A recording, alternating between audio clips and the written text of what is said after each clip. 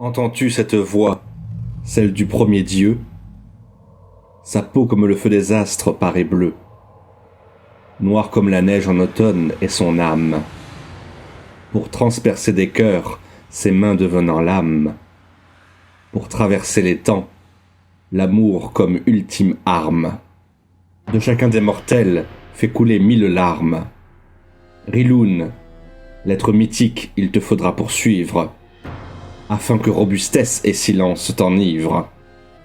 Alors des premiers dieux, tu deviendras l'égal. La première fois que l'archéologue avait entendu ces vers, c'était par les lèvres d'un indigène, une sorte de chaman qui se prétendait devin auprès de sa tribu parce qu'il savait fabriquer ce mélange d'herbes à fumer qui déclenchait d'étranges visions. Quelle n'avait pas été sa surprise en l'entendant parler sa propre langue, alors que tous les indigènes qu'elle avait rencontrés jusqu'alors ne s'exprimaient que dans leur dialecte obscur aux intonations rocailleuses. Elle lui avait demandé de répéter immédiatement après sa tirade, mais le vieux s'était contenté de la fixer sans comprendre. Cela l'avait quelque peu déroutée, mais elle avait fini par ne plus y penser et se dire que les fumées qui l'entouraient l'avaient fait divaguer et mal interpréter les paroles de l'homme. Mais 1 an plus tard, de retour chez elle et réunie avec sa famille pour fêter le centenaire de l'indépendance, une de ses cousines la prit à part et lui demanda « Entends-tu cette voix, celle du premier Dieu ?» La jeune archéologue sursauta, reconnaissant immédiatement ce vers qu'elle avait fini par oublier, ainsi que les suivants que sa cousine prononça ensuite d'un air absent. Cette fois, elle n'essaya pas de lui faire répéter mais sortit directement son carnet de voyage qu'elle portait toujours sur elle et parvint à y inscrire de mémoire ce qu'elle venait d'entendre. Initiative utile puisque la jeune fille ne sut répondre à aucun de ses questionnements après coup.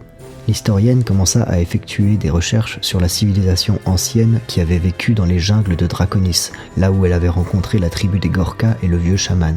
Leur religion faisait effectivement état d'un être que l'on pourrait qualifier de divinité primordiale, mais les traductions hasardeuses et le peu de sources écrites retrouvées rendaient son histoire très vague.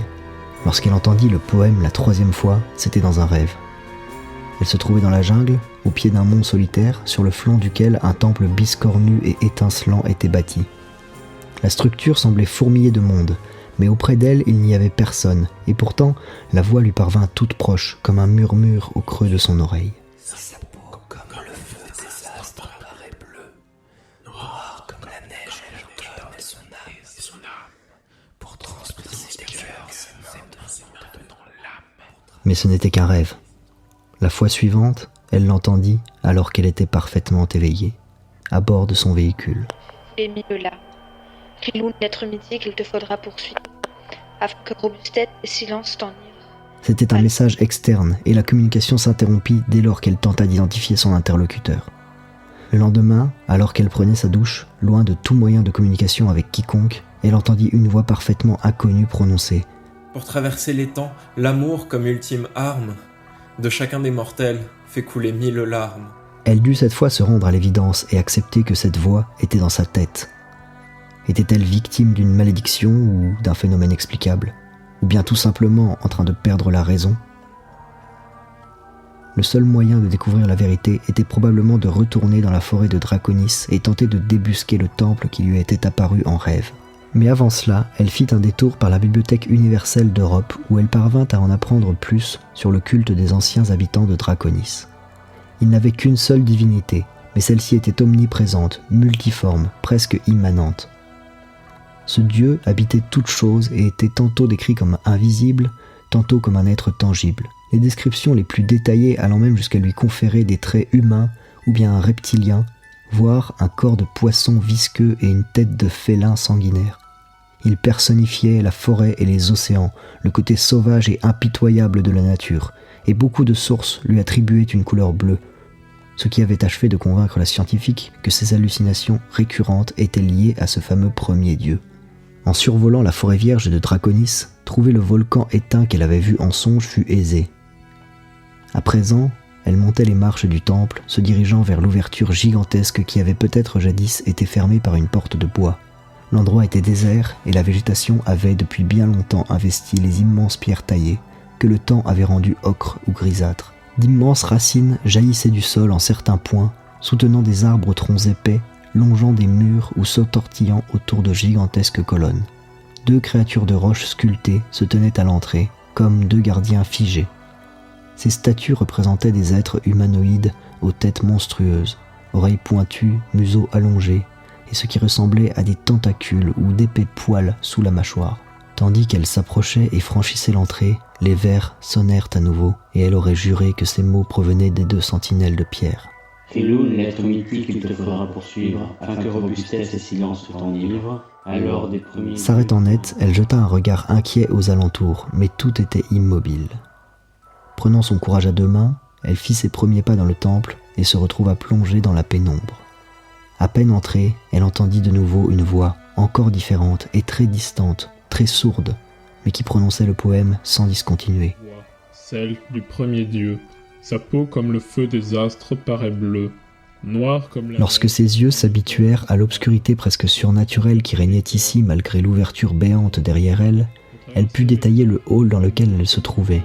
Il était extrêmement long, et 2 rangées de colonnes soutenaient une voûte si haute qu'elle pouvait à peine l'apercevoir.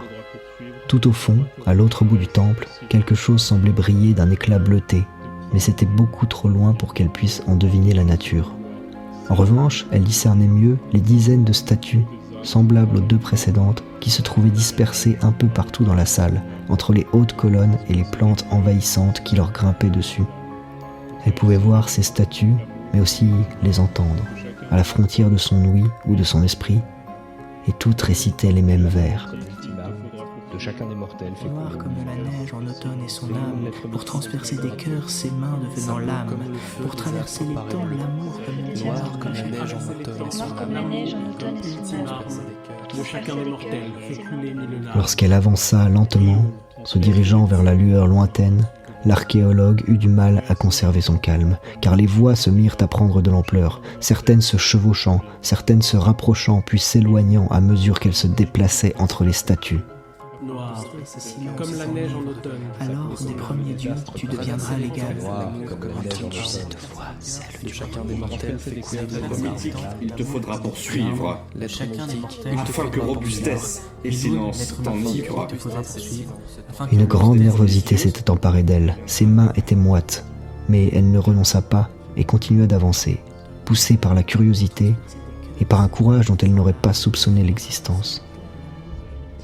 Son malaise se transforma cependant en une terreur sourde lorsqu'elle finit par détacher son regard de la lumière bleue et prit quelques instants pour détailler les sculptures. Leur morphologie variait, bien qu'elles demeuraient proches des 2 premières, hybrides, à la fois bestiales et anthropomorphes. Mais le plus angoissant était leur position et leurs expressions faciales. Toutes les statues semblaient se tordre de douleur, tendant les bras comme pour se protéger d'elles, ou bien se tenant la gorge comme si elles suffoquaient. Les visages les plus humains paraissaient ouvrir des yeux immenses, déformés par la haine ou l'effroi. La jeune femme sentit qu'il fallait qu'elle fasse demi-tour. Elle souhaitait véritablement prendre ses jambes à son cou à présent, mais elle en était incapable. L'éclat lumineux grossissait à mesure qu'elle s'en approchait. Ce n'était pas la témérité ou l'inconscience qui la faisait poursuivre sa progression, c'était une force inconnue, implacable. Elle ne contrôlait plus son corps, elle se voyait avancer sans que sa volonté ne puisse rien y faire. Les voix devenaient assourdissantes, les rimes se mélangeaient, les mots se confondaient. Bientôt le seul mot qu'elle finit par entendre fut son propre prénom, prononcé par des dizaines de voix, murmuré, scandé, comme un appel. Afin que robustesse et silence t'enivrent.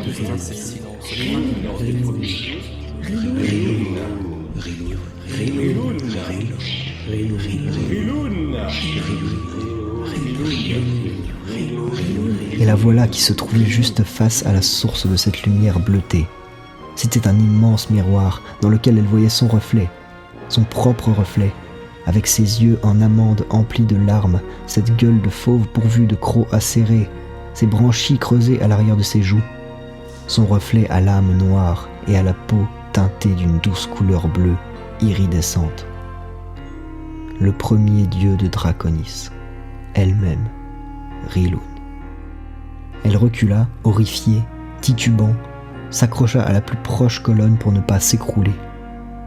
Elle voulut hurler, mais c'était déjà trop tard. Elle sentait son corps devenir lourd, engourdi. Le souffle lui manquait. La difficulté à effectuer le moindre mouvement devint peu à peu insurmontable. et elle finit par se figer. Sa dernière pensée fut pour sa sœur, Maxine, qu'elle n'avait pas vue depuis 5 années. Riloun aurait aimé pouvoir lui parler une dernière fois, mais sa voix désormais était celle des premiers dieux, dont elle était l'égale. Entends-tu cette voix, celle du premier dieu? Sa peau, comme le feu des astres, paraît bleue. Noire comme la neige en automne est son âme.